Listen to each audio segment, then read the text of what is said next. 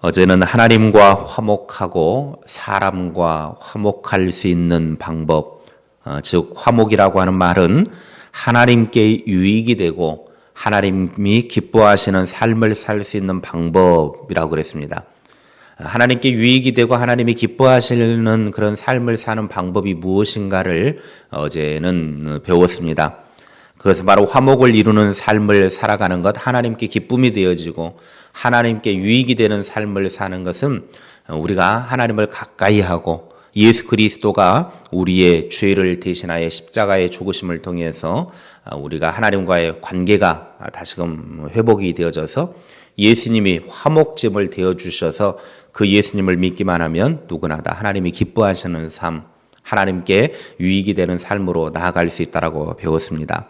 그래서 이제 예수 그리스도를 통하여 우리가 하나님과 화목이 되어졌고 이제 이 땅의 삶을 살아가는 우리들은 화목의 직책을 받았다라고 그랬습니다. 누구든지 다 하나님께로 인도하는, 그래서 화목의 직책은 바로 전도하는 일이죠. 사람과 하나님을 화목하게 만들어주는 이 전도의 직책을 받았다라고 우리가 공부를 했습니다.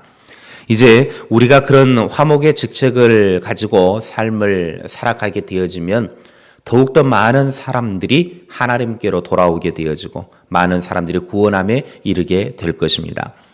엘리바스가 말한 것처럼 하나님과 화목하고 하나님과 가까이 지내게 되어지면 복이 임하는데, 오늘 말씀에 보게 되어지면 구체적으로 어떻게 하나님과 화목하여 평안의 삶을 살아갈 수 있을 것인가 라고 하는 그 방법을 우리들에게 가르쳐주고 있습니다.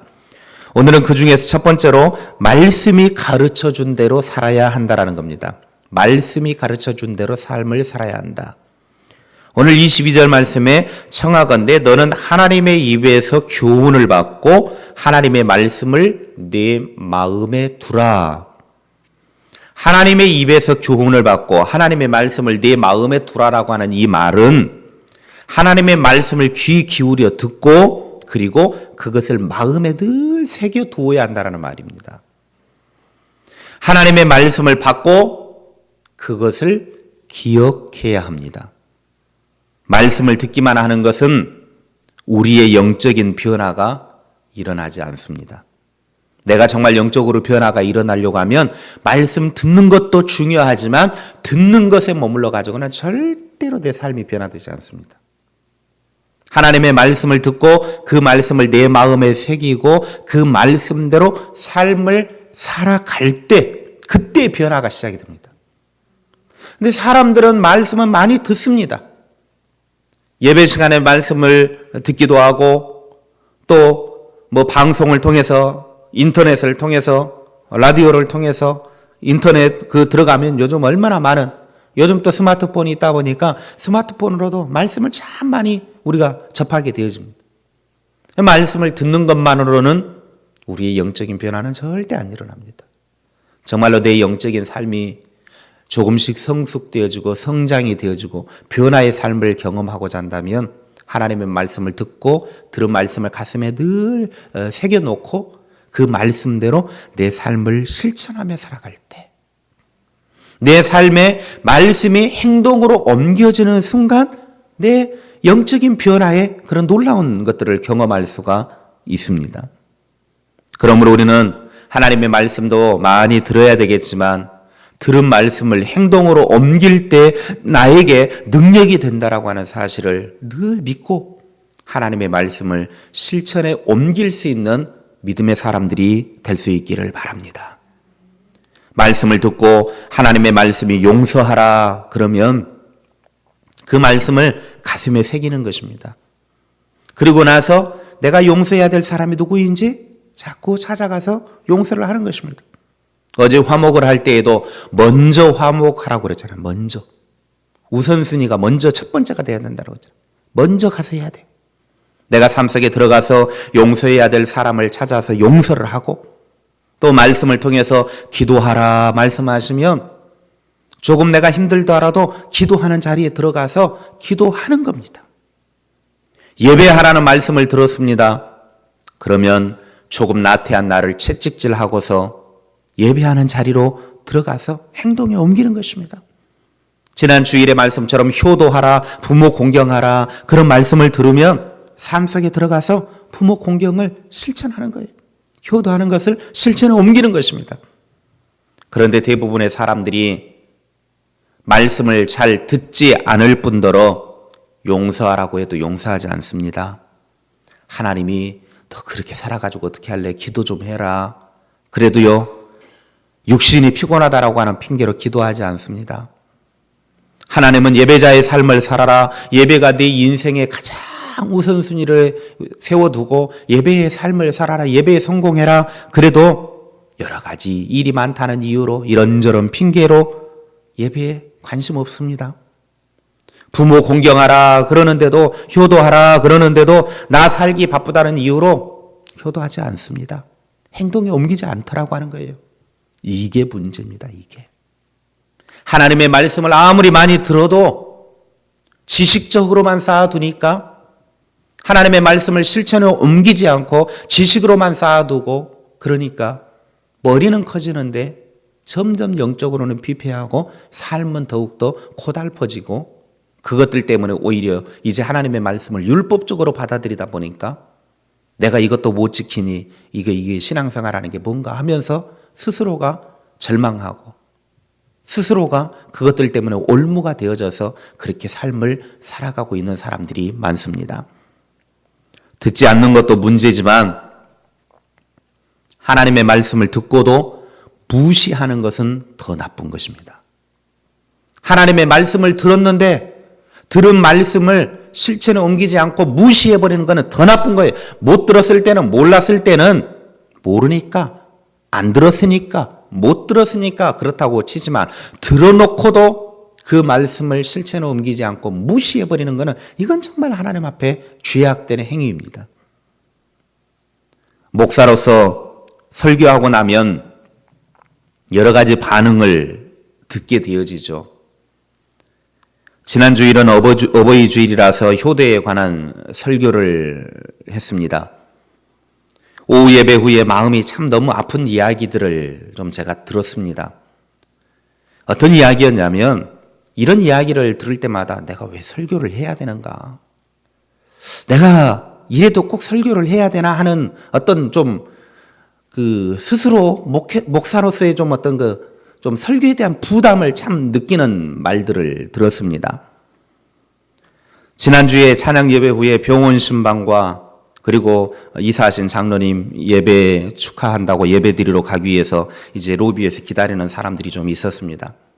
저는 목양실에 잠깐 이제 다음날 새벽기도 설교 준비를 하려고 목양실에 들어가 가지고 이제 성경을 보고 이렇게 앉아 있는데 로비에서 이런저런 막 이야기하는 사람들 소리가 들리던데 조금 있으니까 누가 막 자기 어머니에 대해서 막 안 좋은 말들을 막 하고 앉아 있더라고요. 그러니까 안 봐도 그냥 막 거품을 물고 이야기하는 모습이 막 소리를 통해서 들려져요.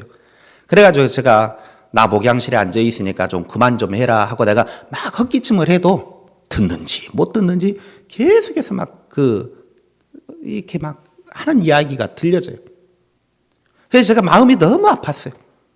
오늘 낮 예배 때 그렇게 하나님의 말씀을 가지고 효도하는 자가 돼야 된다.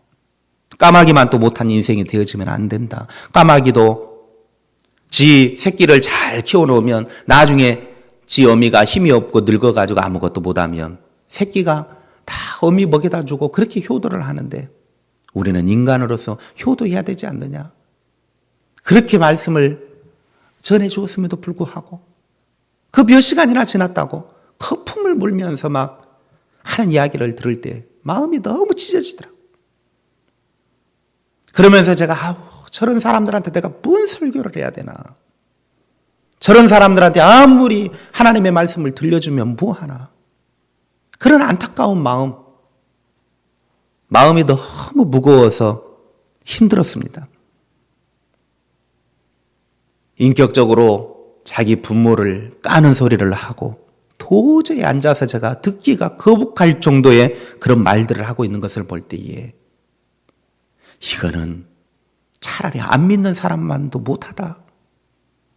그런 생각을 해보았습니다. 설령 부모가 내 마음에 들지 않더라도 꼭 사람들에게 그렇게 자기 부모 얼굴에 침 뱉어야 되겠습니까? 말씀을 들으면 뭐합니까? 그런 마음으로 예배를 하면 무슨 의미가 있습니까? 보이는 제 부모 하나 효도하지 못하는 사람이 뭐 그렇다고 효도가 막 뭐 크고 거창한 것입니까? 자기 부모 마음 아프지 않게 해주는 것, 서운하지 않게 해주는 것, 그냥 부모 말씀에 예하고 순종하는 것, 그게 효도 아니겠습니까? 보이는 부모 효도 하나 못하고 사랑해 주지 못하는 사람이 보이지 않는 하나님 절대로 사랑하지 못합니다. 절대로 사랑하지 않습니다. 그건 단지 종교행위일 뿐입니다. 종교행위 가지고는 신앙이라고 말할 수 없습니다. 종교행위 가지고는 하나님을 기쁘시게 해드릴 수 없습니다. 진정 내 삶이 변화되어지고 하나님께 유익이 되어지고 하나님이 기뻐하시는 삶을 살기 위해서는 하나님의 말씀을 받고 듣고 그 말씀을 내 삶의 행동으로 옮길 때 가능한 것입니다. 가증스러운 종교행위를 그치고 진실한 신앙의 삶을 살아가는 저와 여러분이 될 수 있기를 바랍니다. 이스라엘 백성들이 얼마나 가증스러운 종교 행위를 했든지 이사야서에 보면 하나님께서 말씀하시기를 너희들이 마당만 밟고 돌아다닌다. 너희들의 제사 가증스럽다, 역겹다, 토해내고 싶다. 이제 그만 좀 해라. 하나님은 이사야를 통해서 그렇게 외쳤습니다. 수많은 제사를 드리면 뭐하냐. 내가 토해내고 싶을 정도로 역겨운 그런 제사 드리는 게 뭐가 의미가 있느냐. 말씀대로 살아라. 제사하는 것이 중요한 것이 아니라 말씀대로 좀 살아라. 말씀대로 좀 순종해라. 하나님은 이스라엘 백성들에게 그렇게 외쳤습니다. 그런데도 이스라엘 백성들은 아나무인입니다. 하나님의 말씀을 듣지도 않습니다. 하나님의 말씀대로 살지도 않습니다. 그러니까 하나님이 도저히 안 되니까 주변의 강대국들을 일으켜 세워가지고 이스라엘 민족들을 쳐서 포로로 끌려가고 죽고 고통 가운데 거하게 만든 것 아닙니까? 말씀 안 들으니까 너희들이 이렇게 고통을 당한다. 이제 우리의 예배하는 삶이 하나님 앞에 가증스러운 종교 행위가 아니라 진실된 예배, 하나님의 말씀을 받고 그 말씀이 내 삶의 행동으로 옮겨지는 하나님이 기뻐하시는 사람, 하나님께 유익이 되어지는 그런 삶이 될 수 있기를 바랍니다. 요한복음 14장 21절 말씀에 나의 계명을 지키는 자라야 나를 사랑하는 자니 나를 사랑하는 자는 내 아버지께 사랑을 받을 것이요 나도 그를 사랑하여 그에게 나를 나타내리라. 하나님의 말씀을 듣고 그 말씀을 지키는 사람이 하나님을 사랑하는 사람이라고 예수님은 말씀하고 있습니다. 그런 사람이 하나님의 사랑을 받습니다.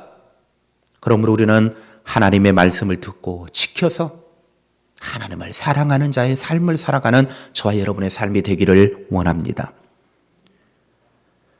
누가복음 11장 28절에 예수께서 이르시되 오히려 하나님의 말씀을 듣고 지키는 자가 복이 있느니라. 누가 복이 있는 사람이냐? 하나님의 말씀을 듣고 그 말씀을 지키는 자, 행동에 옮기는 사람, 이런 사람이 복이 있다는 겁니다. 말씀을 듣고 실천을 할 수 있는 사람, 듣기에만 머무르지 말고 들은 말씀을 삶으로, 우리의 삶으로 살아갑시다. 내 삶으로 살아가는 거예요. 하나님의 말씀을 들었으면 들은 말씀을 삶으로 살아가는 거예요. 하나님이 우리에게 주신 말씀, 이 성경 말씀은 우리에게 하나님이 할 수 있으니까 주신 것이지 우리에게 못하는 것을 주시지는 않았습니다. 우리가 할 수 없는 건데 그걸 줘봐야 우리를 절망하기 위해서 하나님이 주신 말씀이 아니라는 거예요. 하나님이 우리에게 주신 성경 말씀은 우리가 할 수 있으니까 주신 거예요. 못하는 걸 절대 하나님 우리에게 주지 않습니다. 다 할 수 있으니까 주신 거예요. 그래서 우리는 하나님의 말씀을 내 삶으로 살아가는 거예요. 성경책에 밑줄 긋는 것으로 끝나지 말고 성경책으로 형광펜 색깔 칠하고 빨간색 칠하고 별표 그려놓고 동그라미 쳐놓고 그런 밑줄 긋는 인생이 아니라 그 들은 말씀, 줄 그어놓은 말씀, 색칠해 놓은 말씀을 내 삶으로 살아가자라고 하는 것입니다. 설령 내가 성경에 밑줄을 긋지 않았다 할지라도 그 말씀대로 내 삶을 살아보는 거예요. 그것이 그리스도인 아니겠습니까? 그게 예수님을 따르는 사람들 아니겠습니까? 그게 하나님을 기쁘시게 하는 사람이 아니겠어요? 말씀을 듣고 그 말씀을 내 삶으로 살아보는 인생이 되어지기를 바랍니다. 때로는 우리가 말씀대로 제대로 살지는 못할 수 있지만 그러나 그렇게 살아보려고 노력하는 거예요. 그렇게 실천을 옮겨보는 것입니다. 하나님과 화목한 인생이 되기를 원한다면 하나님께서 가르쳐 주신 말씀을 듣고 그 말씀대로 사는 사람이 됩시다. 하나님의 말씀을 읽고 듣고 그 가운데 기록한 것을 지키는 자가 복이 있느니라. 오늘 저와 여러분이 하나님의 말씀을 읽고 듣고 그 가운데 행함으로 하나님의 복이 되어지는 그런 믿음의 삶이 되어질 수 있기를 주님의 이름으로 축원합니다.